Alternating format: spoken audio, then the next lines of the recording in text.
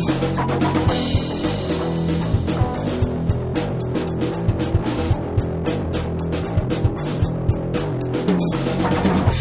to some unnamed podcast, the officially unofficial podcast for The Walking Dead on AMC. I'm Jim.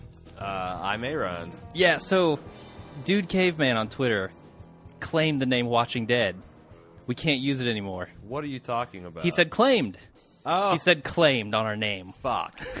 Fuck. Well, no, wait. Is this a claimed instance where we can just beat the shit out of him and take it from him? Or is this like claimed like, no, you cannot undo it under penalty of being beat to death and aired through the eye? I don't know the difference, There's honestly. multiple claimed levels is all I'm saying. The rules were pretty complicated. For only 3 rules, they were pretty complex. I mean, Bandana claimed that sweet-ass full-size bed. Uh-huh. Didn't mean shit to choke out, man. Yeah, no. I wonder if it would have if King Solomon were there, the dude with the gray hair. Yeah. So we're talking about Season 4, Episode 15, entitled Us. This is the instant cast for it, so we just watched it. What were your initial reactions to this episode, Aaron? Well, it's funny because on the Facebook thread, everybody was like, oh, Aaron's going to vent his spleen on this one. And I was just really kind of, I kind of meh, but also I found a lot of it really funny. Okay. Like the fact laugh that- out loud funny or like... Yeah, like the fact that tunnel just collapsed today on a piss pot full of people. That's really funny. Like, that tunnel has been standing for God knows how many years in the middle of fucking Georgia, which someone on Facebook says there are no train tunnels in Georgia, but whatever. None? Wow, okay. I mean... How would they know that? They live in Georgia. Oh, I live in Ohio. I could not tell you how many train tunnels there are. I would be surprised if there's a train tunnel in Ohio, honestly. But regardless, let's say there is a big-ass train tunnel. It'll take you a day to drive around. Okay, Let's just say. The fact that thing's been standing for 50, 60 years or 20, 30 or whatever, and it just picked the day before Glenn's dumbass walked through it to collapse. Simultaneously, why there's dozens of people walking through there too. So it's just the sheer is this explained that the writers have that we're gonna. No. Wait though. Is this explained in the episode? Because there's a moment when Glenn and Maggie are reunited. They're laying on the bedroll, whatever. He's got the poncho out, and Maggie says, "I thought, what would Glenn do?" And she shot the shit out of the ceiling.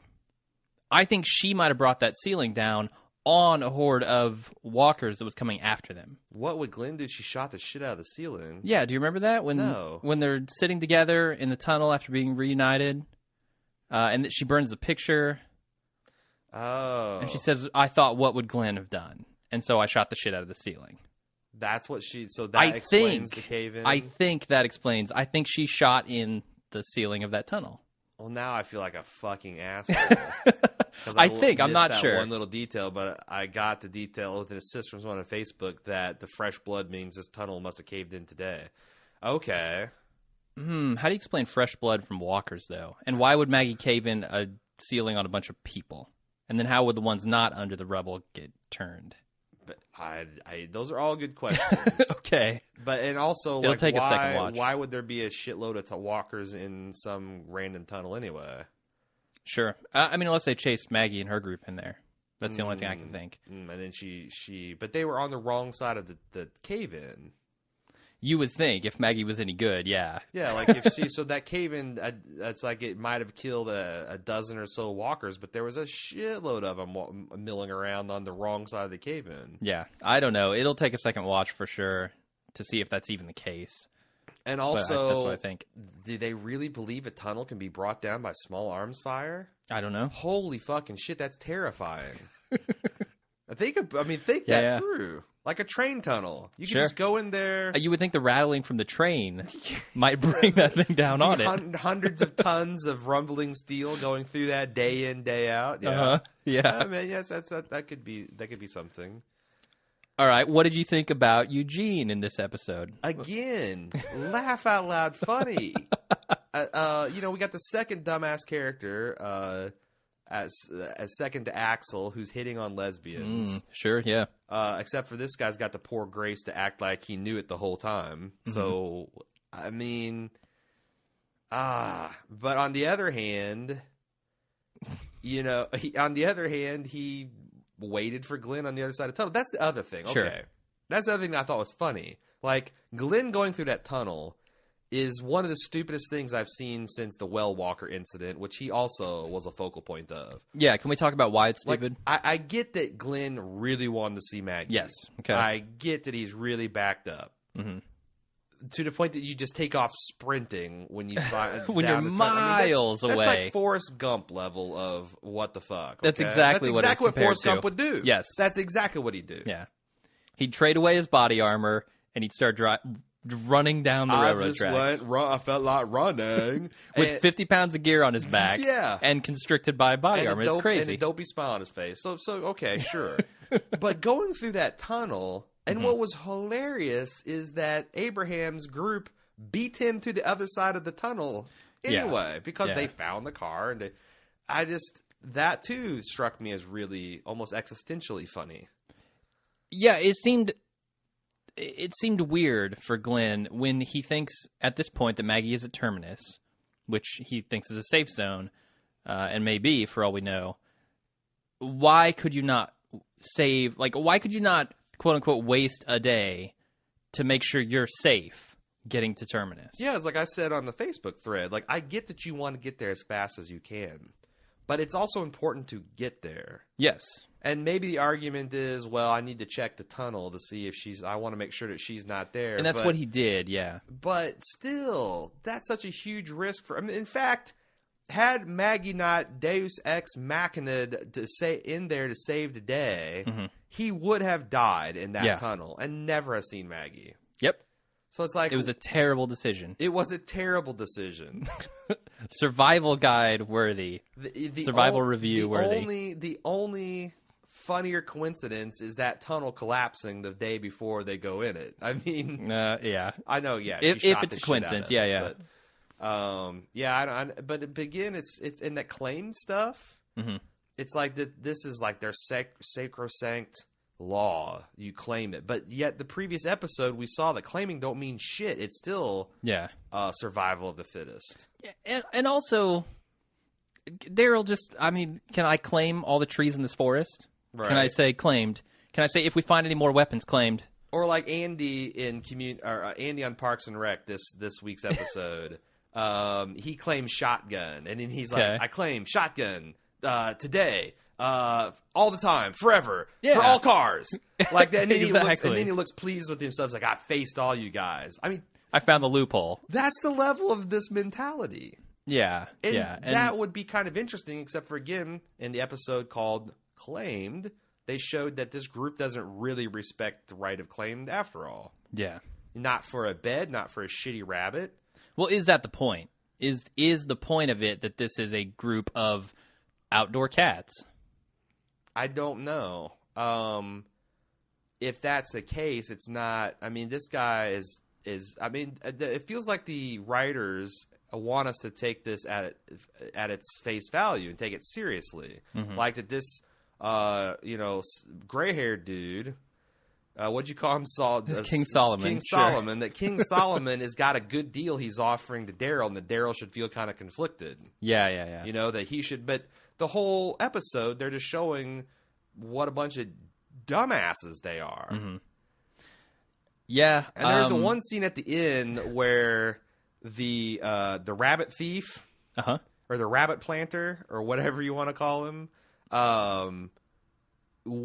it got the shit beat out of him and then killed, which seems a little bit of an overreaction to lying to the group. I think that is the punishment for lying to the group. Is it death? I think that's what it is, yeah. You can get away with stealing, dude, but if you lie, that's the punishment? Okay. Yeah. Daryl looked like he was going to take a sheet and drape it over his body, and I was going to go ballistic because Daryl Dixon doesn't give a shit, and I like how his character is like, wait a second, what am I doing? I wouldn't do this. Fuck this guy. Puh. This is in the script, but I'm not doing this. That's what Norman Reed is. He just refused to do it. Yep. He's like, you got to be shitting me. Yeah. You have me macking on an 18-year-old girl, whatever, but I am not covering this douchebag in a fucking rag, let alone sheet. Yeah. No, I'm glad he didn't do that. So let's talk about Tony seeing Rick's face under the bed. I don't have... This is going to result... I actually like that, they said something about it, because we were all questioning, like, is this guy going to remember Rick? Mm-hmm. He definitely has seen his face, so when they get to Terminus, they're going to see Rick there, if Rick arrives at Terminus, and there's going to be a showdown of some kind. I think that sets up something interesting, especially with Daryl starting to kind of be integrated into this group a little bit. I mean, certainly his loyalties, we know where they lie. If he sees Rick, he's going to choose Rick's side. No doubt about it, right?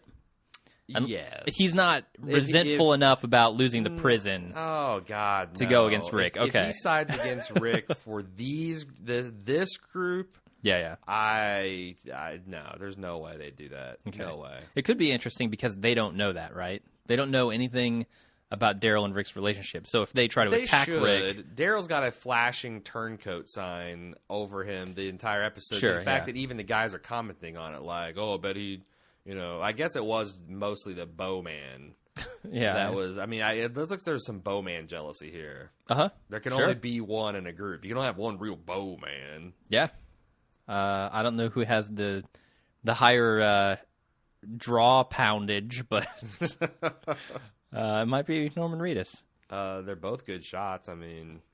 Yeah, so I just think it's going to be interesting. That rabbit. It's a tough season for rabbits on this show. Yeah, it is. But between Lizzie and Daryl and Bowman, it's a rabbit apocalypse.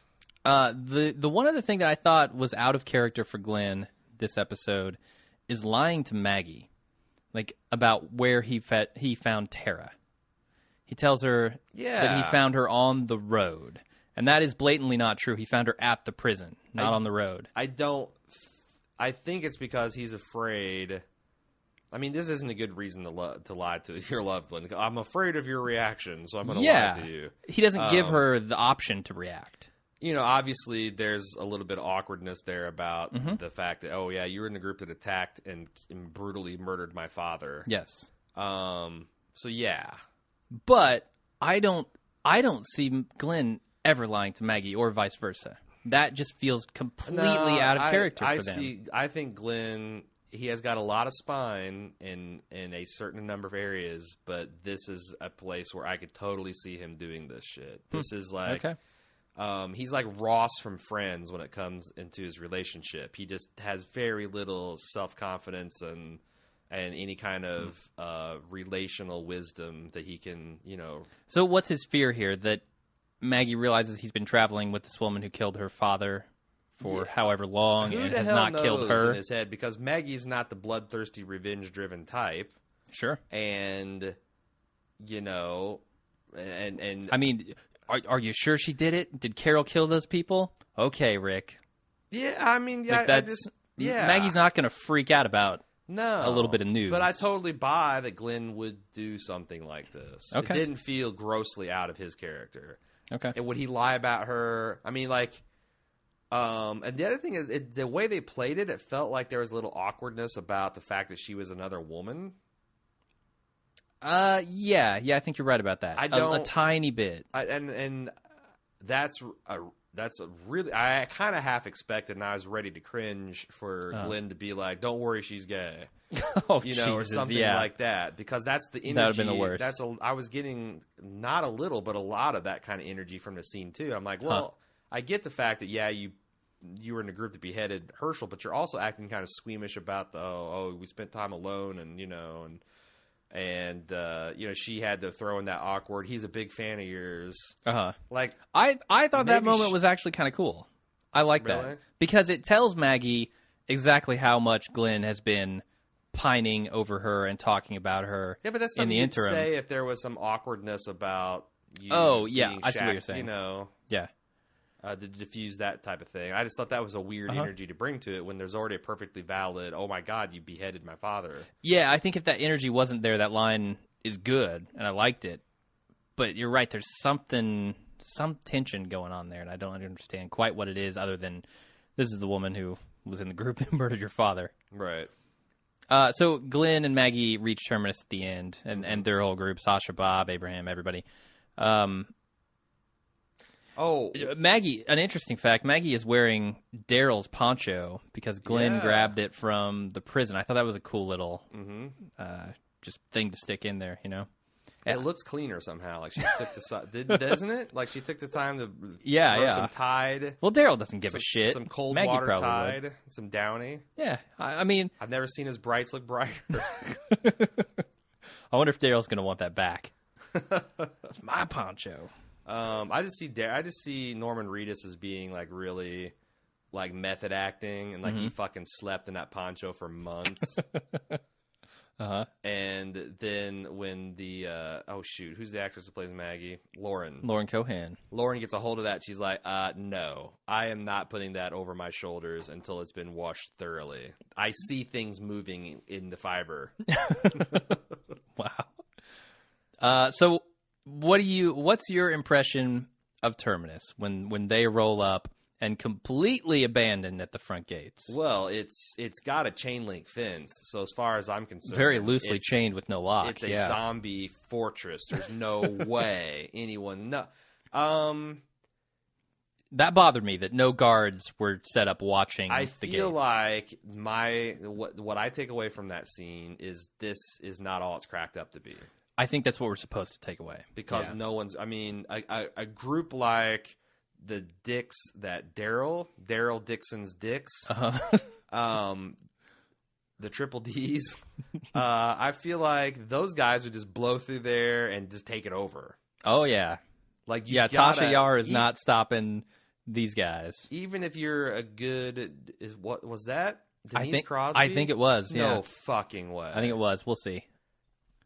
Keep going. I just feel like that those guys are just. I mean, even if you're a good group, you gotta have guards. Sure. And you gotta have like Rick's, 3 questions or something to make sure you're not taking in a bunch of. And so, I think there is something very wrong with Terminus. I think so too. And the way that they played the music there, it was like they show a lot of like sunflowers and plants to make you think everything's happy here. Mm-hmm. And I thought this final scene was fairly well done, if that's the vibe you're going for. This very kind of out of place setting within this horrible world. But you're right. There's nothing.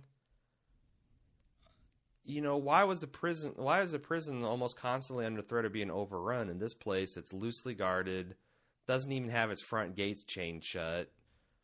And this was a zombie heavy episode. Well, they should be asking themselves that question, right? There was more zombies per minute on this episode than I've seen, I think, in this entire season, other than the CGI 5,000 strong, Walker horde. There were, and there was a very special zombie in that tunnel.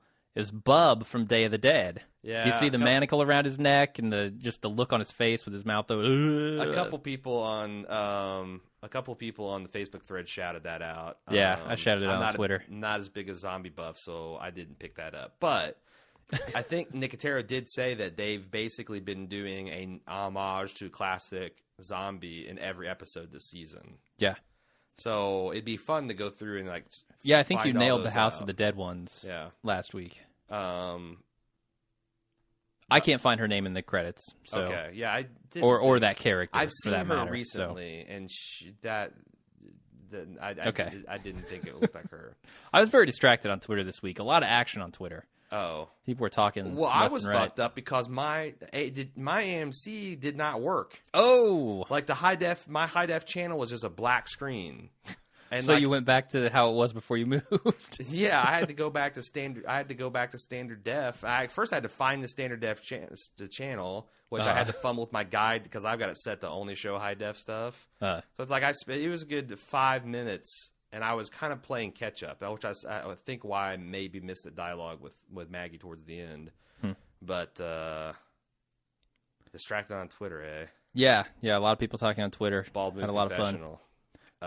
Denise Crosby's Wikipedia page says that she was part of Walking Dead. What? As Mags at Terminus?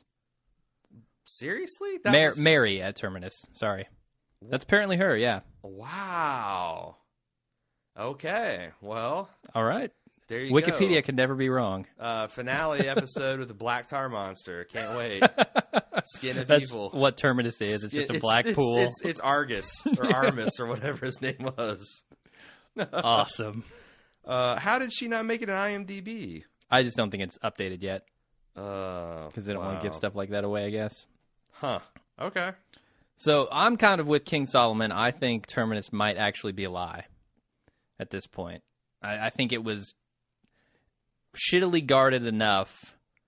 And I'm actually wondering who it's a lie for. Is it going to be a lie for the good people, or is it going to be a lie for the bad people? Are Rick's group and Maggie and Glenn's group going to show up, and they're going to be the ones who are not welcome because they're not of the right temperament?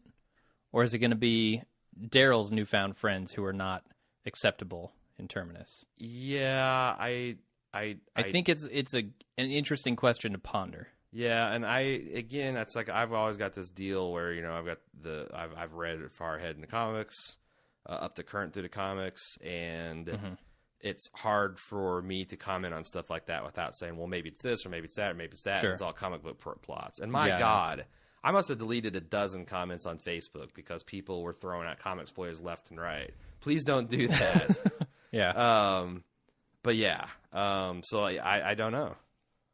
Okay. Well, I'm sure we will find out more next week.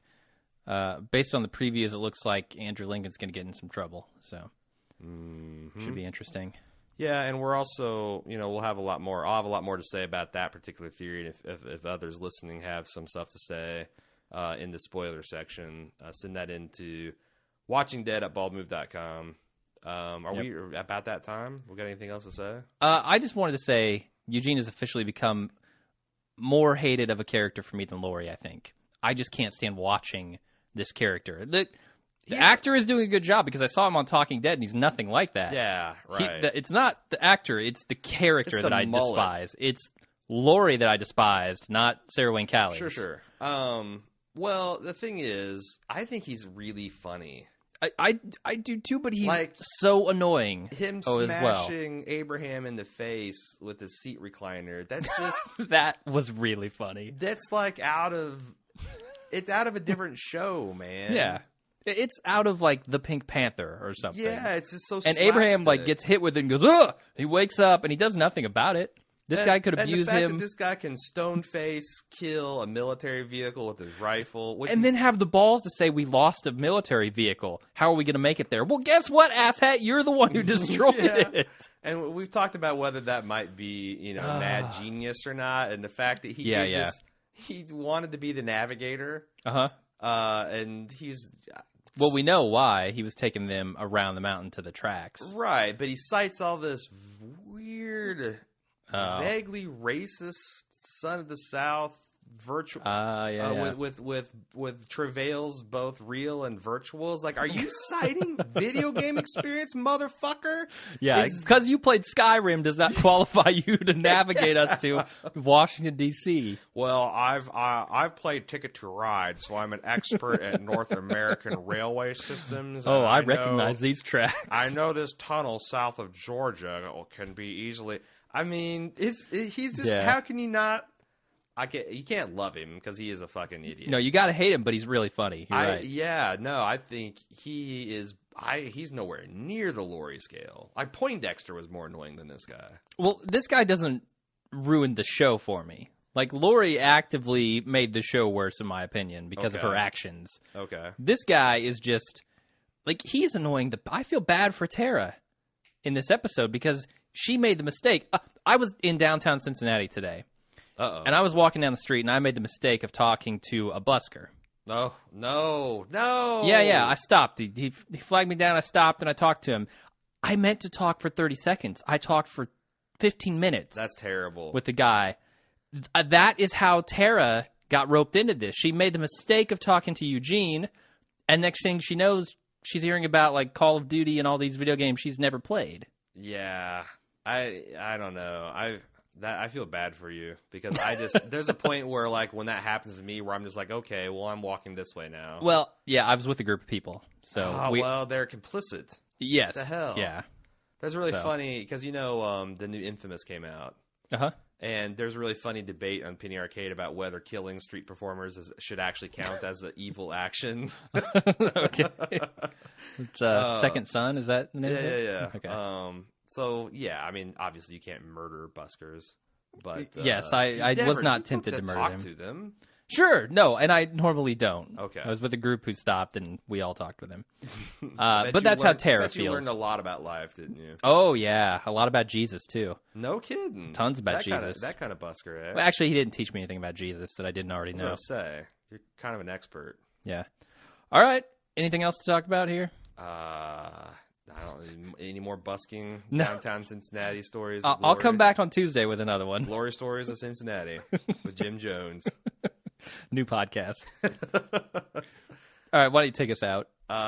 Fuck, man. I already gave Watching Dead at baldmove.com, Facebook.com/baldmove, Twitter @baldmove. That's how you can get in touch with us. But if you want your stuff read, use Watching Dead at baldmove.com, because the other stuff we don't really think of.